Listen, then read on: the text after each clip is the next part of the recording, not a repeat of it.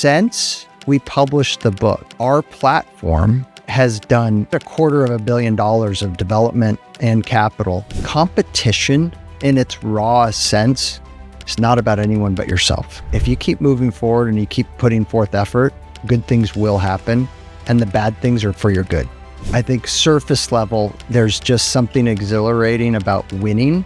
And in business, winning and losing is not always about a score. We just firmly believe that even within the boundaries of your own limitations, which we all have them, we can somehow compete with the concept of effort as really the driving success factor, not outcome. That's where you can kind of get into this long-term cycle of progression and growth. And I've found that that's where meaning comes. That's where happiness comes. That's where joy comes. Hello, my name is Andrea Albright, and this is another episode of Thought Icons Podcast. Today, we have an amazing guest. His name is Matthew Mathison. Hello, Matthew. Welcome. How are you doing, Andrea? I'm happy to be here. I am so happy to have you here, and we are going to talk about the journey we have been on publishing your amazing book. This is it right here, Leadership Orbit. But before we get into your book and the impact it's made on your life, just take us back. Tell us a little bit about who you are and what you're up to. Sure. I was born and raised in Denver, Colorado. Pretty traditional middle America family, 4, kids in my family and, so 3 siblings. Just kind of right down the middle of the fairway, type of family life. Went to college, studied finance, went on Wall Street, had basically a whole career doing everything you can on Wall Street, sell side, buy side, ultimately became an investor and ran a long short equity hedge fund. Halfway through my career, ended up leaving Wall Street for the private entrepreneurial, side of things. And I'm a crazy, excited, want to fix problems, build businesses. And so did private equity and ultimately landed with my own investment platform called MBL Partners. Amazing. Well, I love that you have had all sides of the entrepreneurial side to build a business, start a business, grow a business, and also fund and build a business with capital. So if you were to estimate, how many businesses have you built and funded? Oh man, it's actually quite a big number. Doesn't mean big sizes. All of them, I've done very small ones and ones that have ultimately come very big. But it's dozens. I've had the good fortune of being involved with, sometimes the crazy, the craziness of starting and being excited by and drawn to opportunities and entrepreneurs. So it's been dozens of businesses across a wide spectrum of industries. What are some of the industries? Yeah, everything from, hardcore technology businesses all the way to oil and gas, and real estate, hard asset type platforms, and lots of things in between, including healthcare and services. So very wide spectrum. And it's always good to have measurable results. And so what quantity would you put on what you've invested in, what your fund is invested in? Yeah. So over the few decades of doing this, I've had the opportunity to be a part of, to start, to operate in, and to invest in businesses and that have deployed billions of dollars of capital. Some real estate platforms have been a couple $1 billion. Other small technology companies have been in the hundreds of millions of dollars. And then we have a lot of businesses that are in the single millions of dollars. So again, wide variety, big scope of things. And the interesting thing is, man, we've just identified certain common business problems that companies of all sizes deal with. And we really try and attack those problems. Startup all the way to public company.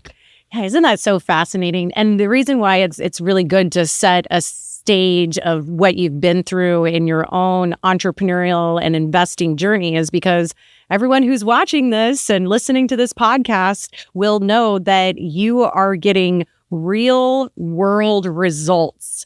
And that's why I love to interview builders who are out there building it. And I know that you are also passionate about putting ideas into action. So we're going to go deep into your philosophy, your thoughts, and most of all, your proven action steps for how people can build successful business. Right. Great. And so before we get into all that, why do you love business so much, Matthew? I think it's some possibly sick combination of I just am a competitor, and business is the ultimate competition, right? You have to ultimately overcome. You have to, set goals and targets. You're dealing with all kinds of factors, some that you control and many that you have no control of. And the data and input and everything that's rolling is just all over the map. And so my competitive nature is such that, the business world just constantly gives me excitement and energy. I love that answer. I think that's the main reason. Why do you love competition? If I really dug deep on that, I think surface level, there's just something exhilarating about winning. And I've come to figure out kind of what the definition of winning is in different ways and at different seasons of life. And business has been the ultimate teacher of that. I love athletics. Mm-hmm. I love competing on an athletic field too. Where a score at the end of the game, right, ultimately determines who won, who lost. In life and in business, winning and losing is not always about a score. And, I think some of those kind of learnings really kind of fuel my competitive spirit. It makes me keep coming back because I'm not really worried about a win-loss from an external factor. It's a different kind of success or winning push that drives me. And I think that's why I continue to like it. That's so interesting. And this is why I love interviewing thought icons, people who are on the edge of thought and ideas, and also building extraordinary things that will live beyond your lifetime. And what I find is that there are patterns, and patterns of excellence exist between people who are playing really big games. And we all seem to love competition. And from this place of competition makes us better. And it isn't a zero-sum game. Whereas if I win, that means I'm taking something from you. Actually, the nature of competition is that by competing together, we're both going to grow. Yeah. And so what I hear from you is that it isn't the score at the end that gives you that satisfaction. It's the process and it's the journey of who you become when you play the biggest games possible. Absolutely. And I think to kind of double down on that concept a little bit, competition in its raw sense is not about anyone but yourself. And I really just firmly believe that even within the boundaries of your own limitations, which we all have them, if we can somehow compete with the concept of effort as really the driving success factor, not outcome, that's where you can kind of get into this long-term cycle of progression and growth. And I've found that that's where meaning comes. That's where happiness comes. That's where joy comes. That's where grit comes. That's the kind of competition. It's an internal one. Am I doing all that I can? Am I overcoming the things that I know I need to overcome? Are my shortcomings ultimately going to become strengths through this process? And that's this like really organic, self-fulfilling, competitive state of like happiness. And I think that's what's exciting. No, it's amazing. And, you light up when you talk about it. And that's where, it really is a very personal relationship with that journey of self. Mm-hmm.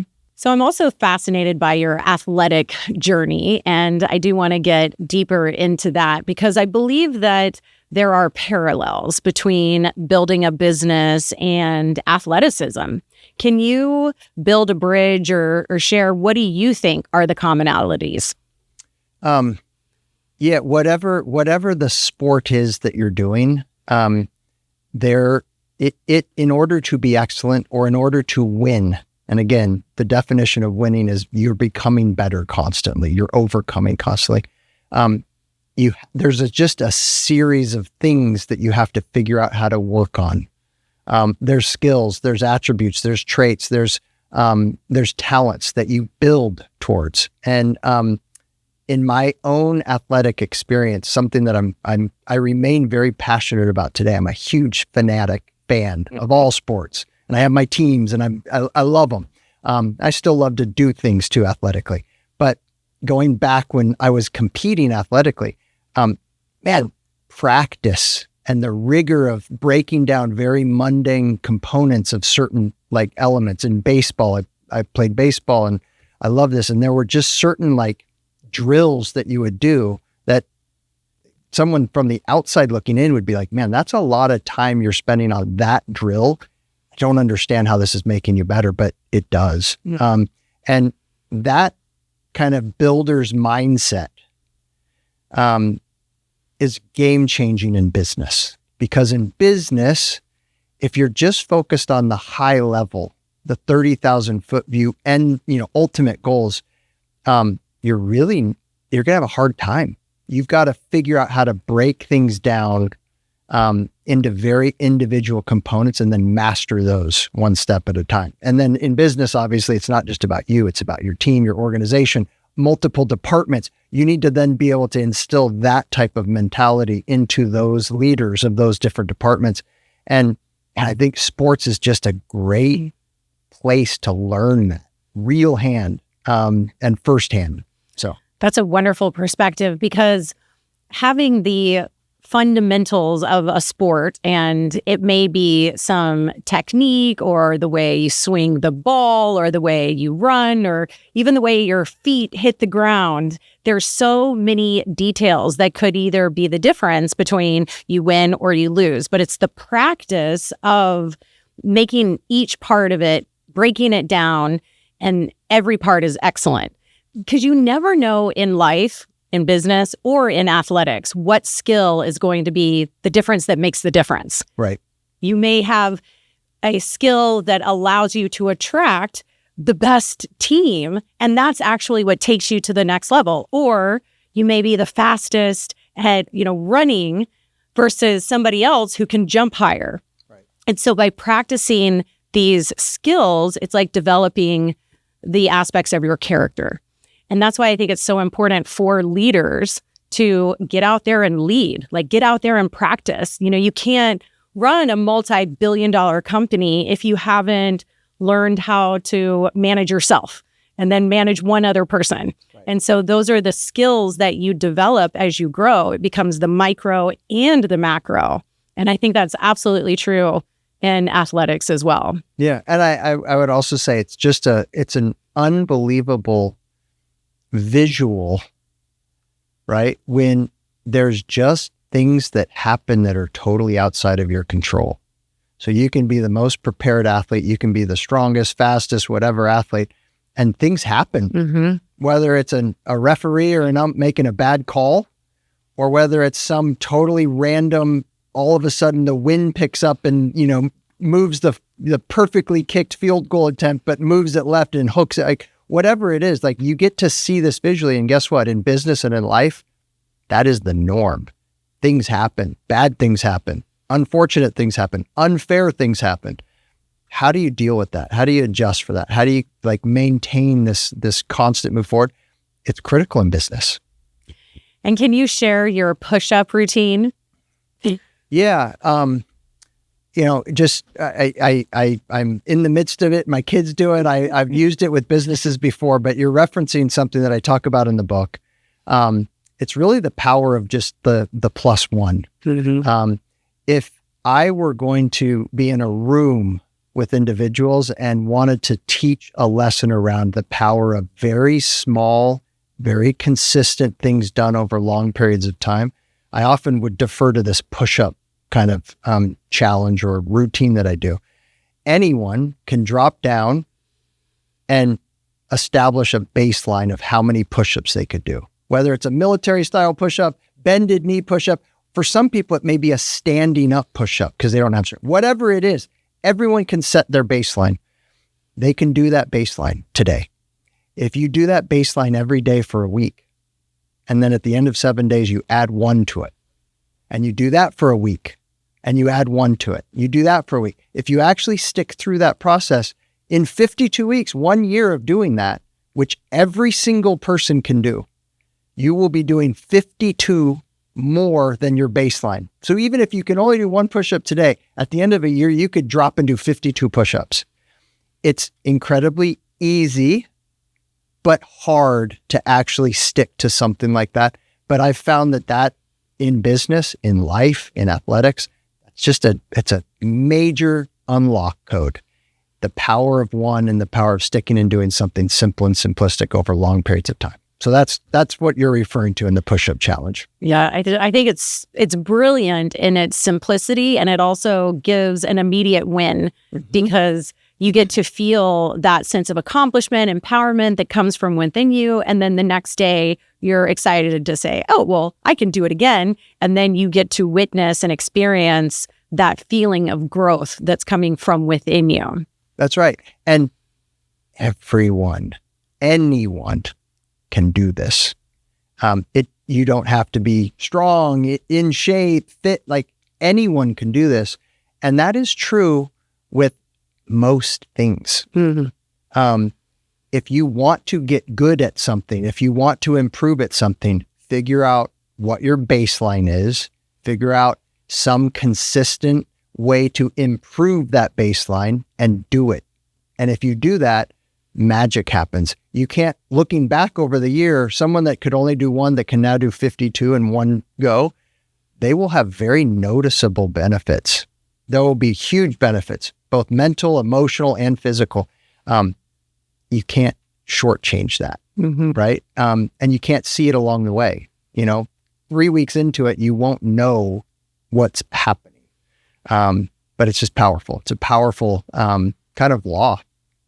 It's amazing. And that is one of many gold nuggets that you give away in your incredible book, Leadership Orbit.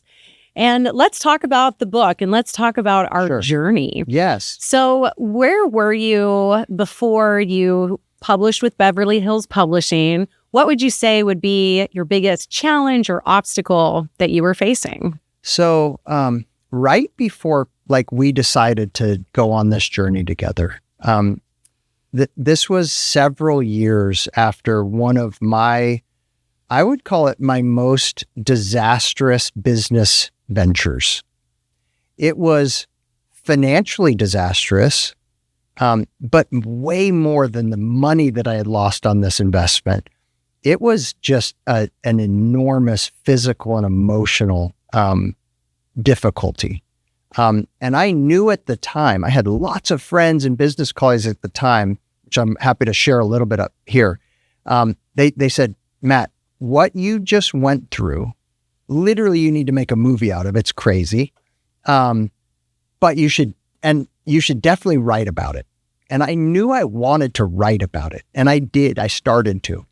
And I probably was, 25%, 30% of the way through kind of what I was thinking was going to be this book. So I always in the back of my mind knew I was going to write something about this experience. And several years went by and I had launched MBL Partners and we were doing lots of things and starting businesses and building and doing some things. But in the back of my mind, I always knew I still had something deep and passionate that I wanted to write. Insert you. You actually reached out. And this was at a time in which I was interested in, committed to, and really excited about writing my book. And at the time, I thought it was going to be just this business journal of this crazy, epic business failure that, had lots of twists and turns of Hollywood. Okay. And we started talking. You started to describe what Beverly Hills Publishing is and how it's different and what you are and what you're thinking. And we had a series of discussions. You would come prepared and I would show up and basically just get out what's in my head. You would ask a few things. And ultimately, after a series of discussions, you came back and said, I think we've got something here. And the ultimate direction of the book was greatly enhanced with our discussions, with your thinking through, with what you were taking out of what was in my head and in my heart, and ultimately turned it into this concept, which I was just so excited to write, which became Leadership Orbit. Which, yes, there's bits and pieces of my business, both failures, successes, and lots of stories in there. But the main purpose and the main content in the book was very different from what I had originally thought was just going to be a tell-all.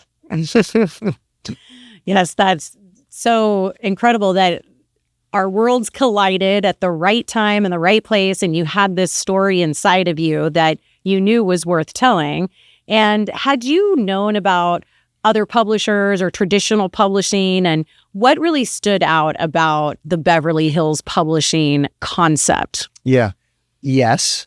And several publishers I was discussing writing this business tell-all. And so, look, I had never grown up thinking about, being a book publisher or an author, or, the world of publishing was not something that was near and dear to my heart. But yes, I was in conversations with them about this. When you came along and described your vision and how Beverly Hills Publishing is different, there were a couple of things that stood out.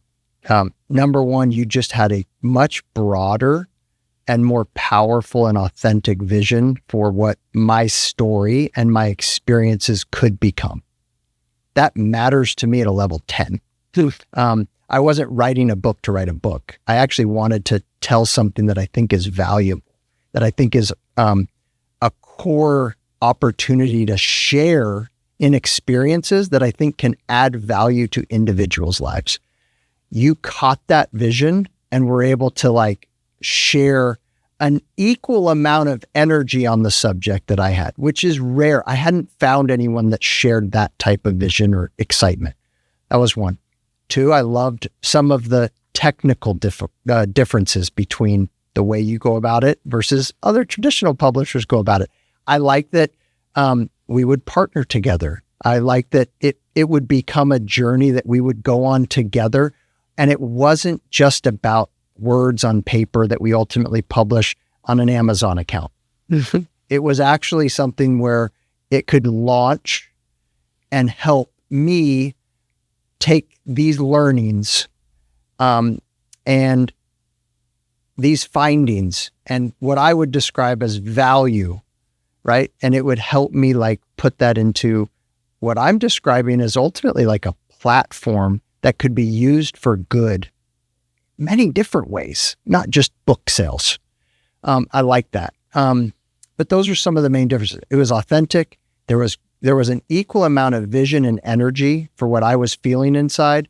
And I felt very, very confident and comfortable that your team could actually execute and deliver. That was before we did it, that I had those feelings. And that's why I decided to go with you. No, that's amazing. Thank you for sharing that. And that really means the world to me, because being an author myself and having to figure out all of these different pieces, I realized that if I could find other visionary thought leaders who have a great message and are ready to amplify their impact, then all these pieces need to come together in one company. And we're the first to do it. Right.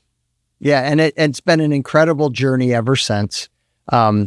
The book publishing part of the journey was exactly as you described, and on time, on schedule. There was no misses relative to expectations, and I have high expectations, which is very rare.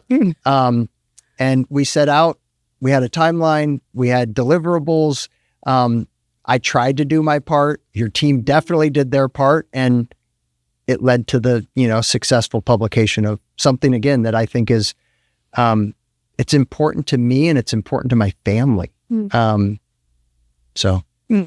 Thank you. Were you initially hesitant or skeptical about any of this process before we got started? Yeah. I would say my wife jokes that I'm antisocial. My business partners partners think that that's crazy because, they think I enjoy it. But like, yes, I was hesitant.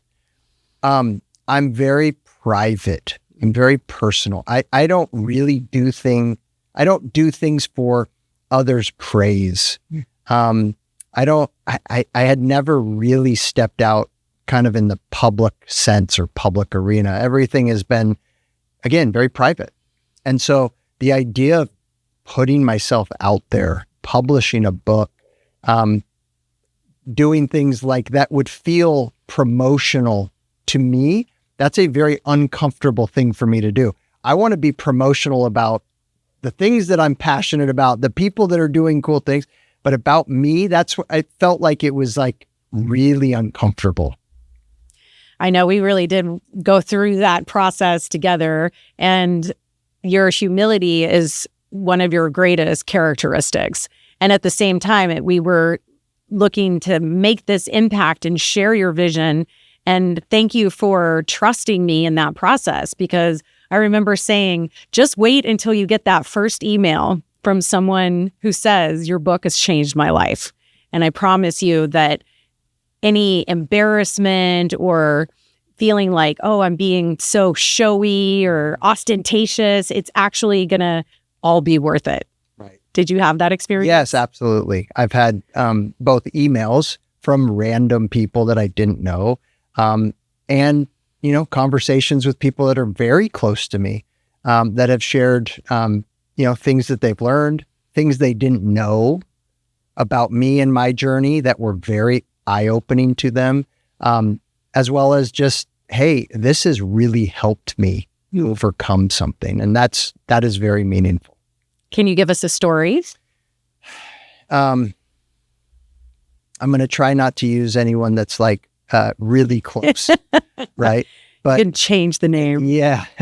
I think that there is, I'll give two stories. One is like a vulnerable story about, again, in my book, I describe, this is not a, hey, everything's great, all my business outcomes are perfect. I go very real and very raw, and there's been some spectacular failures.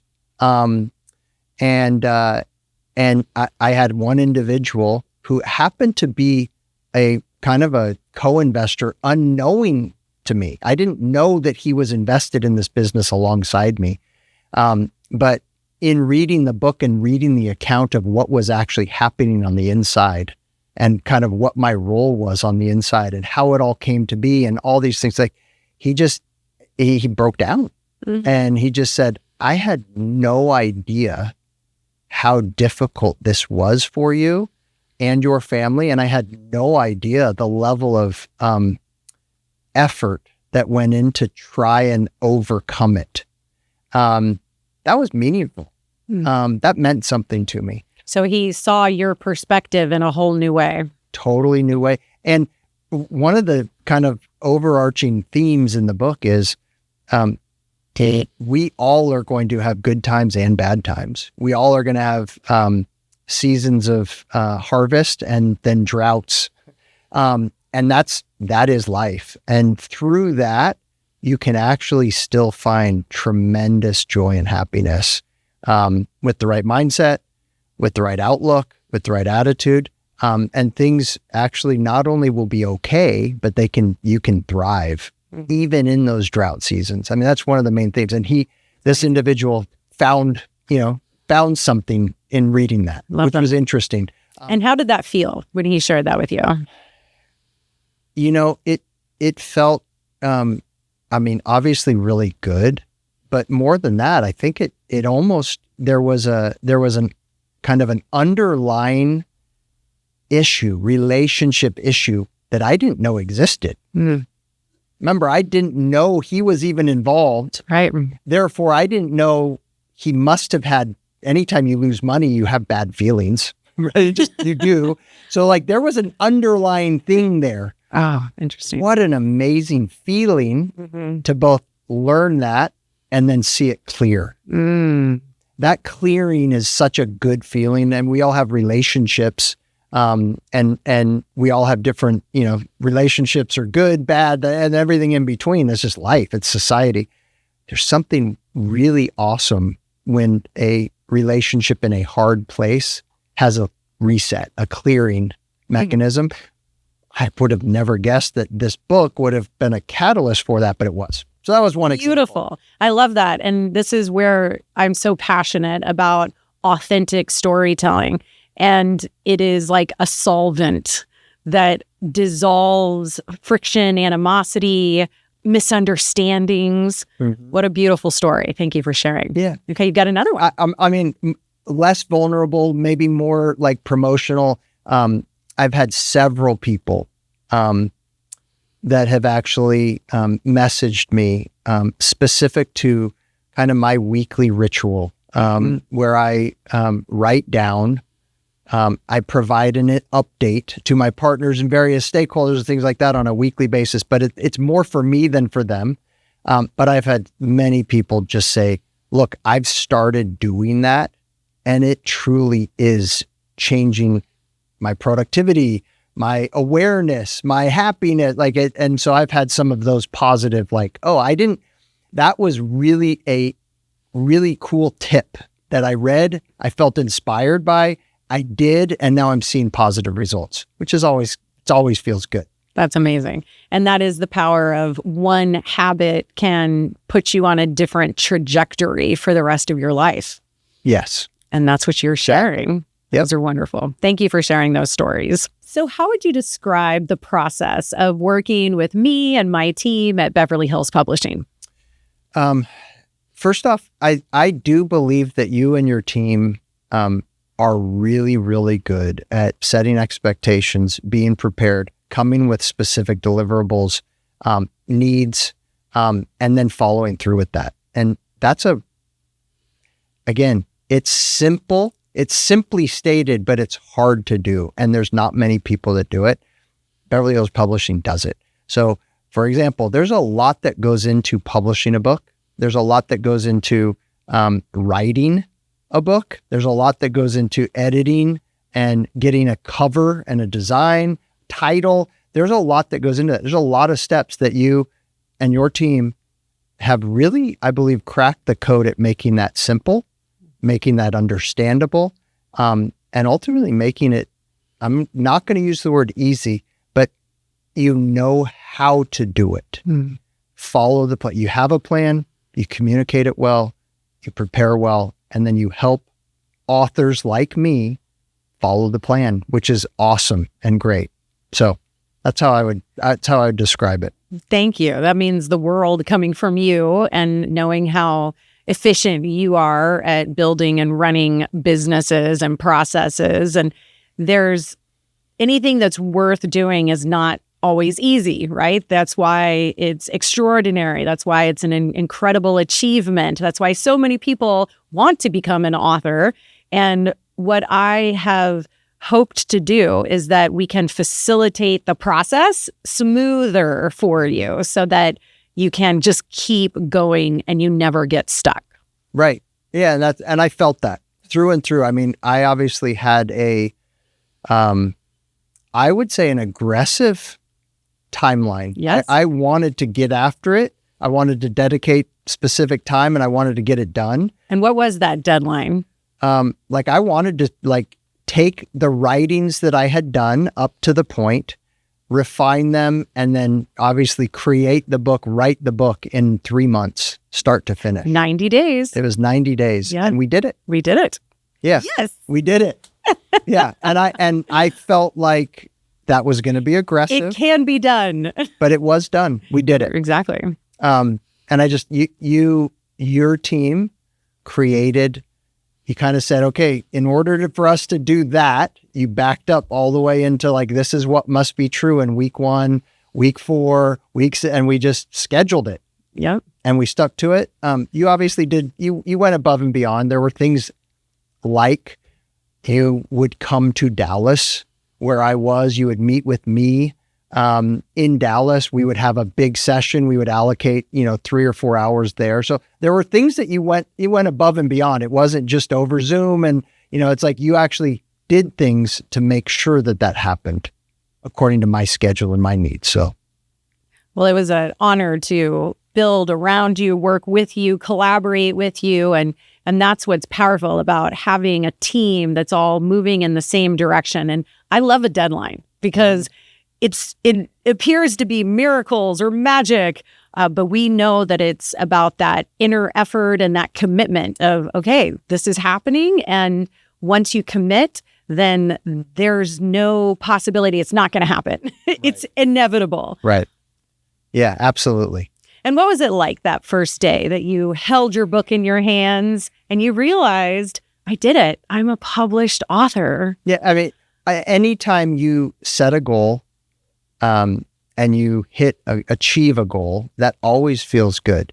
The book, though, being so personal to me, again, very raw, very real, very vulnerable elements of my life, professionally and personally, are in there, captured in there.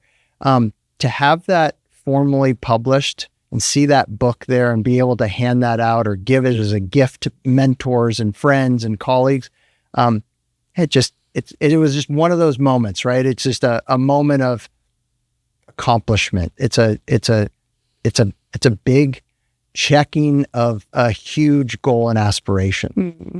And you are a published author for the rest of your life. There you go. No one can ever take it away from you. And you came to me and Beverly Hills Publishing with a very big vision. How did I or my team help you to refine it or clarify your message? Yeah, I think that the way you went about getting, I'm going to call them data dumps out of my head and taking that raw, this is what I don't exactly know how to think through this, but this is what I'm feeling. And you would ask a bunch of series of really relevant questions to pull stuff out of my head. And you would come back and you would have listened and processed and thought through and come back with a series of different ideas on how we could refine it or maybe organize it. That process is the only reason why the book became what the book is. Without that process, I would still be typing. It would still just be a master Word document on my computer and just getting longer and longer, right? Yes. So thank you. Do you remember the moment I came up with your title? I remember the moment when you came back and you said, I've had inspiration. The light bulbs went off, right? And I loved it. I loved it. What do you love about it? So, I've touched on it already, but I just love the visual of this orbit, right? Which is truly life, right? We are always moving and we're always rotating. We're always going around. Like if you think about a year, we're always making our laps, right? Every year we're going through different seasons. It's constant. But the leadership orbit, right, is how do you get to a state in which you're constantly improving and progressing and advancing? I personally I have lots of involvement in technology. My career started, at the tail end of the dot-com bubble in San Francisco. Technology and has always been really something I'm passionate about.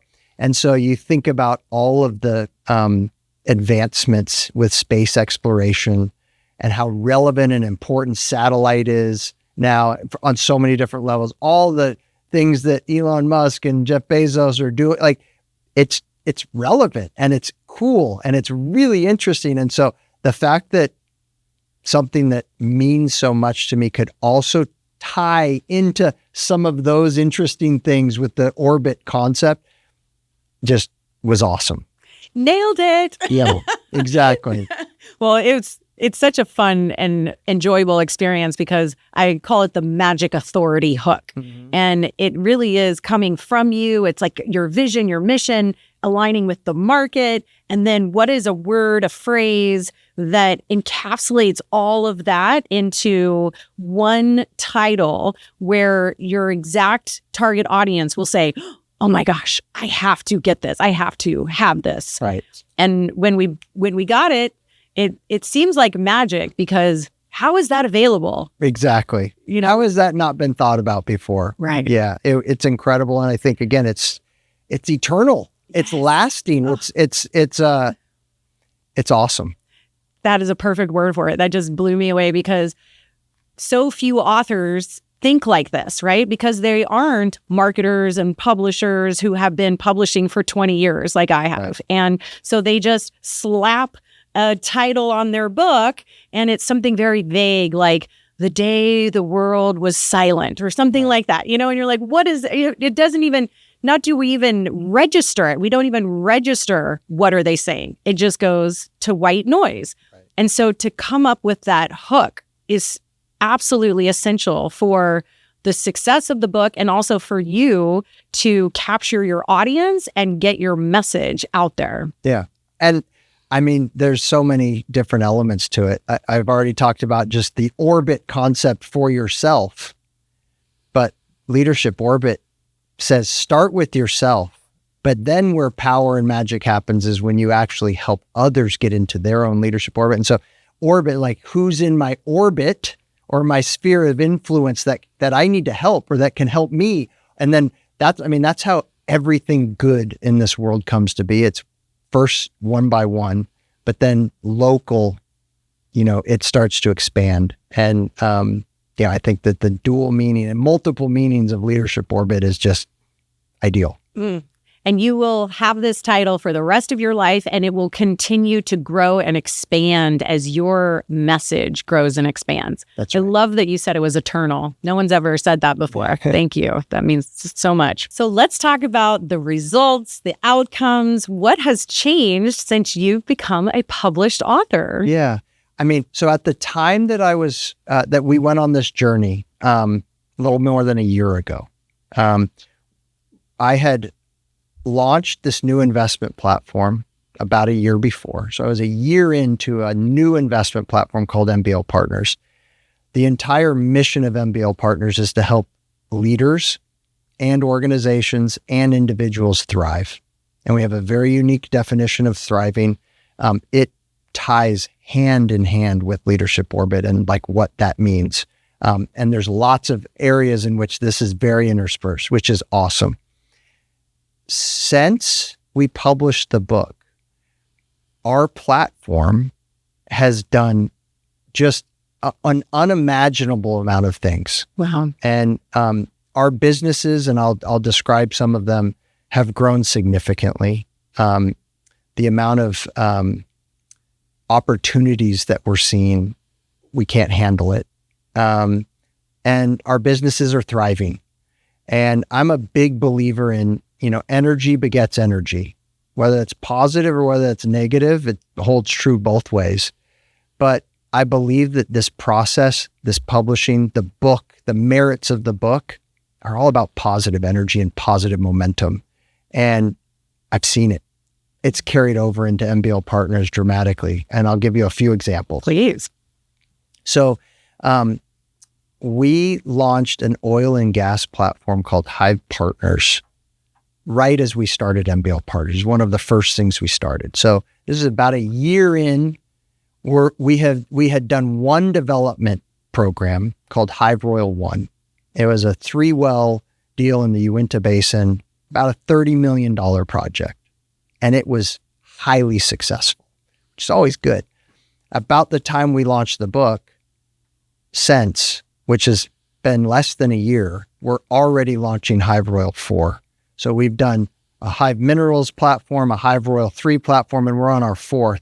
And we'll be at $250 million of development and capital, right, in a very short period of time. That's one thing. It's going very well. It's very exciting. It's incredible. That's amazing. A few months before we launched the book, we had started a brand new healthcare organization called Allevio. This is an MSO platform that's focused in lower extremity care. And we started from zero. We made our first acquisition in July of last year, so right before the book published. And in a year's time, we've now become the 5th largest owner and operator in lower extremity care in the country, private. We're 50 clinic locations. We're in 6 different states. We have about 70 providers under the platform. And that platform is growing like crazy and very exciting. Wow. 400 employees, many of which have received the book. Again, the anti-promotional element of me is it's always hard to say that. But again, many of the operating principles, management like strategies are found in the book that we're using at all these companies. I mean, this is, so very exciting. That's amazing. And then there's been a series of other complete new startups, ranging from boring services businesses like bookkeeping, accounting, tax services, marketing agencies. I mean, and a lot of else is in between. So business-wise, energy begets energy. Momentum is just an awesome and powerful thing, and we're seeing it, which is just amazing and exciting. On the element of how do we help individuals become leaders, right? Remember, one of the main points of the book is leadership is not about a corner office. It's not about a title. It's not about, big capital raises. It's literally every individual has in them, right, an opportunity to be an immense leader for themselves and for those around them. I mean, that is the main point. And then we talk about how and some of the learnings and all that stuff in the book. I would say not coincidentally, become involved in an effort and an organization and a movement that's bringing real education, secondary education, higher education, real college degree training and certifications to the global population. There's an organization called BYU Pathways Worldwide. There are just under 100,000 students today in countries all over the world, and they're growing immensely. And they offer this opportunity to these individuals really for, I'm going to say pennies, but I'm not going to dismiss pennies in countries in Africa are still relevant, but at a very, very discounted, affordable place. And over the last year, I've been able to work as part of a career advisory board that's helping to figure out, okay, once they get educated, once they get trained, how do they sustain themselves? How do they get jobs? And man, it is the most exciting, rewarding, and important thing that I'm doing. And that's all just service oriented. That's not a job. That's a service. I'm actually a missionary doing this. But what's interesting is Leadership Orbit, again, I don't think it's coincidentally, was published and is exactly the kind of message and the kind of thing that these individuals who are all over the world actually need to help them propel into their own sustainable orbit, which is so needed in many of these countries. We need to help lift these communities that don't have economies. They don't have banking systems. They don't have jobs. How do we get them lifted? So many things are happening. I get very excited about it, but that's another thing that what's happening since you published the book. I could talk for hours about that passionately, and it's miracles are happening. And I think it's just so powerful. And so you ask the question, man, I think there's so much that's happening since I published the book, and it's just so exciting. And again, I go back to energy and momentum and positive and movement. It begets more of that, and I'm seeing it in droves. Wow. I'm so full of gratitude and happiness. This is such an incredible experience to witness your transformation, becoming a published author. And this is why I love working with thought icons, because one book can exponentially create so much more value for your businesses, $250 million. Wow. hundreds of more employees, dozens of more opportunities, and potentially hundreds of thousands of people receiving your message. That's the power of one book amplifying one voice, one message that is here to serve. Honestly, I'm like emotional about this. Well, I think that let's not downplay. Let's actually call out. One book is one book. But one book with a publisher like you and in Beverly Hills Publishing with the holistic approach is where the impact can be amplified. I don't think you publish a book just for publishing a book's sake and you have that. I think the vision that you're carrying forward and how you're going about doing it with your team. And again, I'll go use the word energy. With your energy, that's what creates the amplified impact relative to just a book that's on Amazon. That's not you. And I think that's what I think it's so rewarding to be a part of. And, I'm grateful. Wow. Thank you so much. And as an entrepreneur who starts with a vision and realizes, I've figured out this formula and I know it works. How do I share it? How do I get other people to trust me? And you trusted me. And thank you for the journey we've been on and to be here today and to see that it's only been a year. Correct. Oh, we're not even started yet. We haven't even started. I mean, are you kidding? This is just beginning. Wow. This is a big moment for me right now. I mean, I feel very emotional because we specifically said, I was like, I don't want to know anything. Tell me in the podcast, tell me when we can record it so I can have that real world experience of receiving this. Mm-hmm. Wow. I'm humbled and blown away. It's even bigger than anything I could have Let's ever keep imagined. going. Yeah. Yes, this is just the beginning. So let's talk about the PR and the media. You've had incredible success. We've gotten you in major platforms, Forbes, Entrepreneur, TV networks, pretty much every major network, ABC, NBC, CBS, Fox.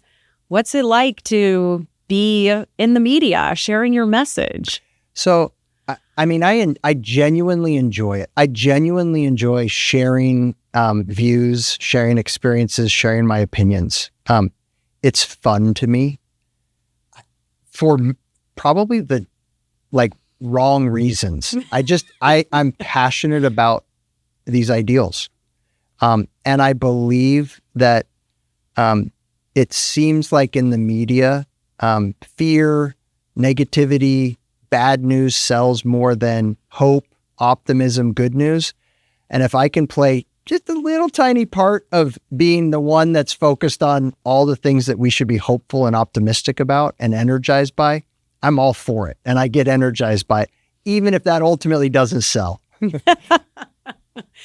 Well, your eternal optimism is contagious and powerful. And when the world is going one direction, you want to go the other oftentimes, right? Even Warren Buffett says that when the world is scared, you want to invest. Sure.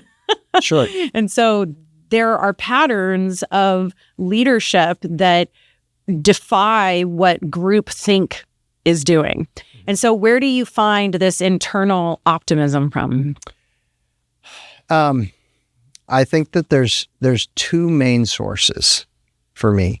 One is just first from God. I deeply believe in a God who loves us, who cares about us individually. I believe each of us are special, are unique, and have a role to play. And I think that belief gives me lasting optimism. There's mountains of things to be scared or negative or upset about. And yet God's overcome it all. And so that gives me, that's at the core of my optimism and hope. Second thing, I have yet to find a situation in which it's paid, and I'm not talking financially paid, just almost talking emotionally paid, to be negative. there's nothing good that comes from being negative or pessimistic. There's endless things that come from always being hopeful and optimistic about overcoming. And man, people need that. They need to draw to, how do I get through this moment? How do I get through this trial? How do I get through this disaster? How do I overcome this sorrow, right? They need something and someone to grasp to give them that. I've always been optimistic. I'm the one who, if my team's lost the game and they're down by 3 scores and there's 2 minutes left, I'm the one sitting there saying, well, they could score here, they get an onside kick there. I'm always the one who's like, there's a chance, there's a way. And it's in business, it's in sports, and for sure in my life, like my wife and my kids, they know that I'm the hopeful, optimistic person. And like that matters. I when I go, if that's what they think about me, then I feel like I will have won. I love that. I've been told my whole life that I'm optimistic, even to a point of being like naive or Pollyanna. And my father recently said something so rewarding to me. He's always been the critic in my life. And, there's probably things about that have driven me forward. And so it all works out. But that criticism, he said, I learned recently that optimists actually have more opportunities because they're open to more ideas, and they're always looking for, like you said, there's a chance. Where's the chance? Where's the possibility? Mm-hmm. And so it opens up your mind to actually see more. Yeah. And when he said that to me, I was like, wow, Dad, I never thought you would agree with optimism. Right. and a benefit to it. But if you can really train yourself to be optimistic under any situation or circumstance, it actually keeps your mind open for solutions. Right. Exactly. Solutions and doors that are going to be opened. And oftentimes, at least in my experience, some of the most painful, difficult, negative occurrences in my life, whether that's business, professionally, personally, whatever, in hindsight, they've proven to be incredible, like, opportunity creators. They've led to things that I would have never imagined, but have been way more beautiful and powerful and good relative to, what I was thinking. And so I just believe that if you keep moving forward and you keep putting forth effort, good things will happen, and the bad things are for your good. So amazing. So Matthew, if you could give a piece of advice to your 21-year-old self, what would you say? Compounding small, simple improvements over long periods of time will do way more for you than trying to swing and hit doubles or triples or home runs. So focus on the singles and the base on balls and stack those consistently. Focus less on swinging for home runs. Wow, that's really powerful. Fantastic advice. The power of compounding. Yep. That's what I would do. I think because I'm optimistic and hopeful and energetic, I do swing. And I swing a lot, and I swing big, and go all the way back, graduating college, early 20s, I still would have swung. But if I would have also made sure to keep stacking the small ones in those periods of time, I think that's what I would tell my 21-year-old self. Great advice. What was your first business, and how old were you when you started it?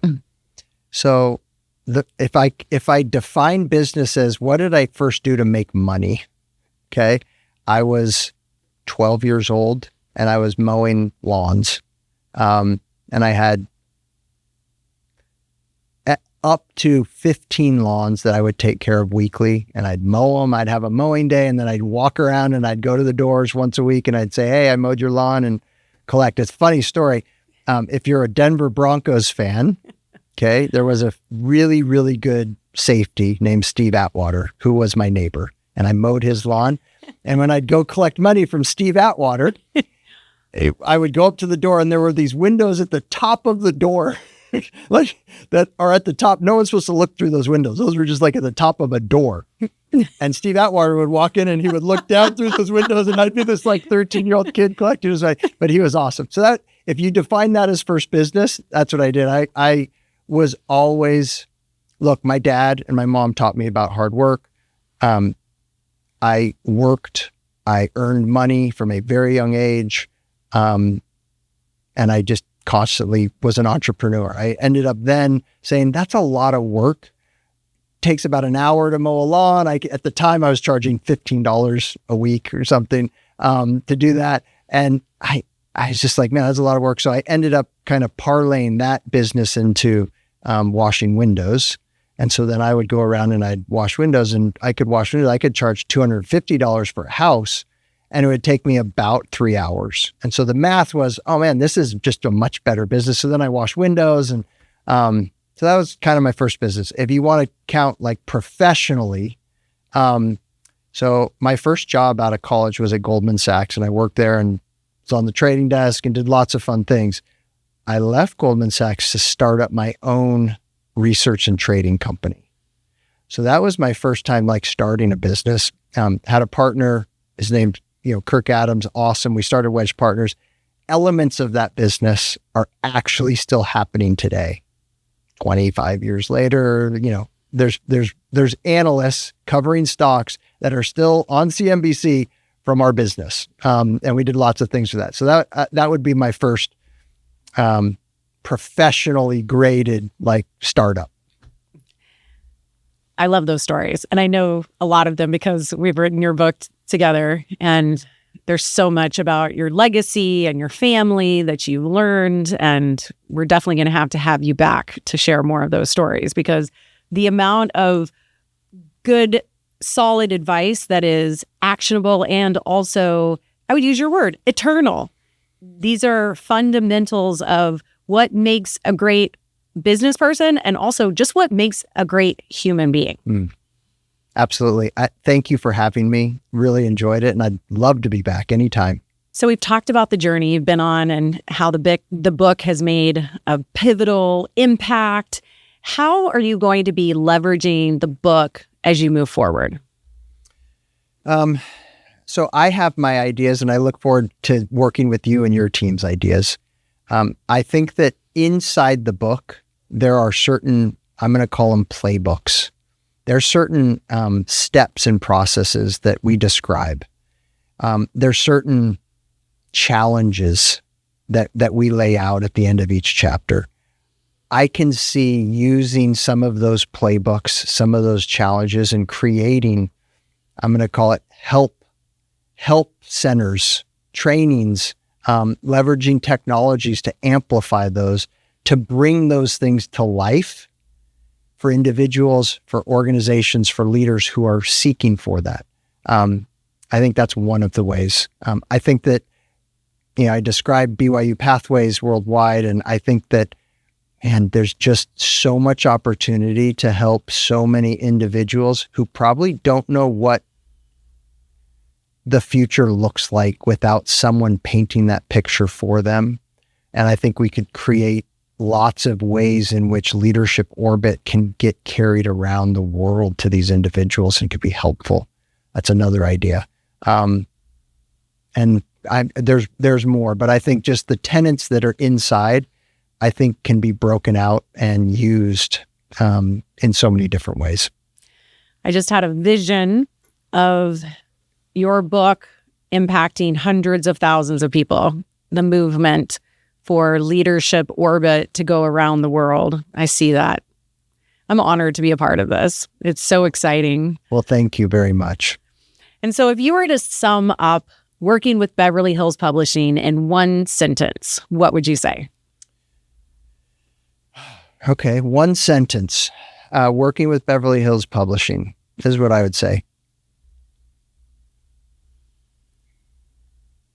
Beverly Hills Publishing helps to organize publicize and amplify your vision. Amazing. And if someone is considering partnering with us, what would you say to them? Do it. Without that, you will deliver what you say. You will be additive to the process, and you will help to increase the influence of outcomes associated with your book idea. Thank you so much. Well, it has been such a pleasure and an honor interviewing you about your book and this journey that we've been on. I am truly honored to be your publisher, to be your partner. And I know that this is just the beginning. Thank you for coming to Beverly Hills. Yeah. Will you please come back and continue to share your story? Anytime. I'd be happy to. And again, thank you for having me. Thank you so much for being here. Thank you for watching. This has been another special edition of Thought Icons podcast. I am your host, Andrea Albright. And if you have a vision of a book that you know it's meant to make a bigger impact than you could do on your own, I hope that you will reach out to us.